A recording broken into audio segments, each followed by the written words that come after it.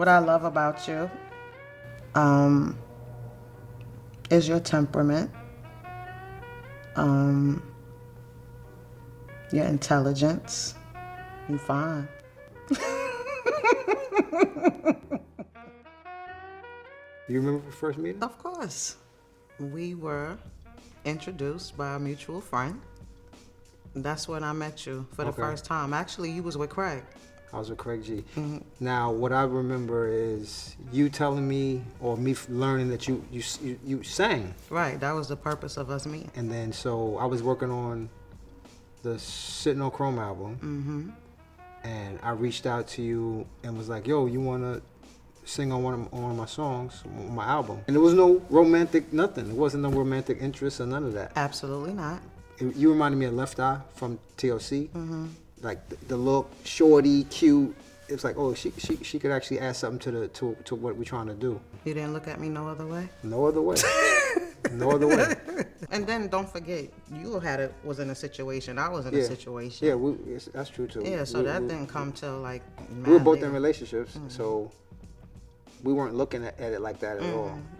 And I know there was suspicion on both of our significant others' parts, thinking that we was something's up, but it was none of that. And right. They were wrong about it, but they ended up maybe their instinct was correct, in the long run. But I was definitely not looking at you like I was trying to holler or get with you or none of that. But I was cute though. You were cute, yeah. You were cute. You definitely added to the look of the group. There was a magic moment. The magic. We were on tour. We were on a promo tour for my Sitting on Chrome album.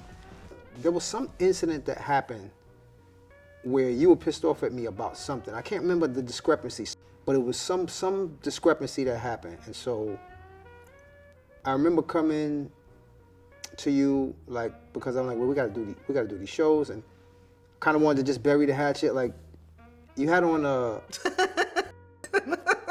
what? You had on a fila tennis skirt. Fila down to the socks. Socks, sneakers, but you had the little mini tennis skirt on.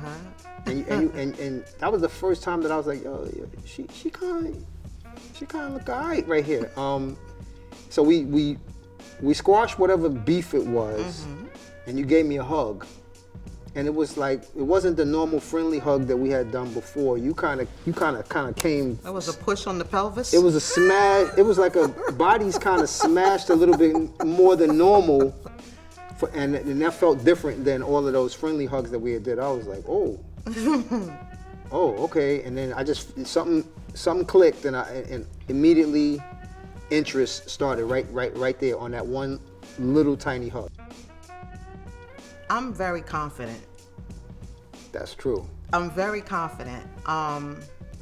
It's not even the fact of me being confident for me, myself, but I'm confident of us, She's not insecure. You can't be insecure in your relationship and be in this business, because it's never gonna work.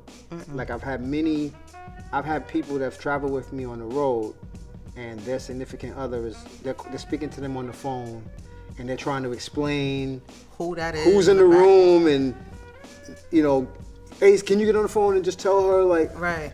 And I'm like, dude, this isn't gonna work. But I will say, her being an artist was helpful, because she already understood the dynamic of touring and being on the road. She had seen all of it.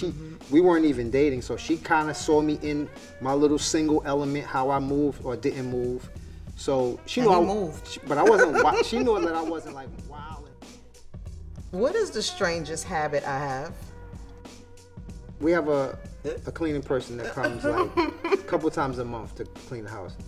The day that the lady comes, the night before, or the day of, she wants to, come on, we gotta clean up. Like, she's gonna be straightening everything up, and like, why are we cleaning the house when the lady's coming to clean the house? Because you don't want her talking and saying we're funky. That's ridiculous. I don't think that's such a strange thing. It's definitely, okay. Next question. What is my favorite place to visit? I I know you love the beach and the Caribbean. And That's all you had to say. the beach. I mean, but that's like that's so. Listen, it's not every time it's a specific. vacation option, Beach, Caribbean. he and the kid wants to go to Europe. I don't want to go to Europe. I want to go to the Caribbean. I want sunshine. I want green water. I want a cocktail on the beach. They have beaches in Europe. Believe it or not. What's one thing you know I can't be without? I would say, honestly, without the ability to be creative, because you love to be creative in any way, shape, or form. I don't care if it's writing, I don't care if it's music, where you're working on your plays or whatever. You have to have an outlet of creativity. What is something that I can't stand? Where do I start? Oh, right. It's a list. We got time.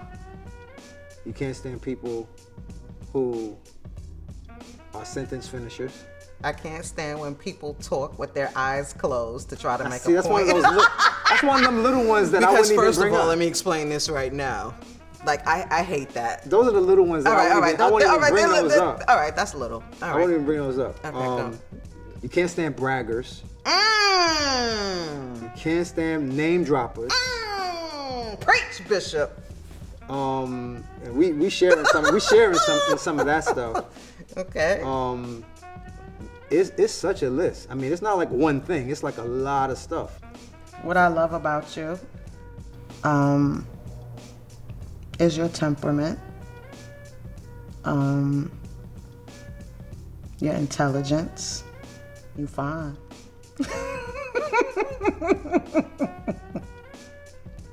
I love your spirit and your energy. I love your sense of humor. I love that you are the life of the party. When we're in rooms with people that we maybe don't know that well, I can be very standoffish if I don't know people. But you have a tendency to make everybody in the room feel comfortable and smile and laugh, and like I need that. Like that's because I don't naturally have that. You naturally have that engaging personality that pulls people in and makes people want to get to know you and be around you and hang out with you and have fun with you. No, I love that you love that. And I didn't mean to cut you off. I can sum up love this way. Okay. I'll sum it up with a story that happened. We were on vacation. I believe we were in Aruba, and we rented a jet ski.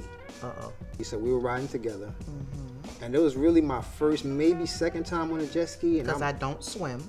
she doesn't swim, but we got life jackets on. I can swim, but we got life jackets on. And we're out there, and I'm getting all hype and doing all these different turns and stuff. And I tried to do like a corkscrew, and I I turned too deep, and the thing tipped over. And when we fell in the water, I can't describe to you the feeling of. I'm about to die. You ain't about to die. That's the thing. She was not about to die. So immediate the way I rushed over to her and held her up, and we were at, like the lifeguard was way out on the shore, and they saw us fall, and I guess they were making their way. The idea that without hesitation you would risk your own safety, your own life. I felt like even if something happens to me, save her. And that in that moment, it was clear to me, this is what love is about. This is what love is. It's being able to sacrifice yourself in any situation for the other person and without a thought. And it was important to me that you weren't afraid. Because I know you, if you can't swim and you fall in the ocean. And I went completely under. You went all the way under. So I knew how afraid you were. I felt terrible that I made you that afraid. And so I wanted to do everything I could to make you feel like you were okay. And you're trying to tread water. I was basically treading water with one arm and one leg and holding her up. And she was completely wrapped around me. legs and all. Yeah, she was just like holding on, and I was just like reassuring her, we're good, the lifeguard's on his way, just we're good. And I think about that incident from time to time because it was super clear to me what was important in that moment.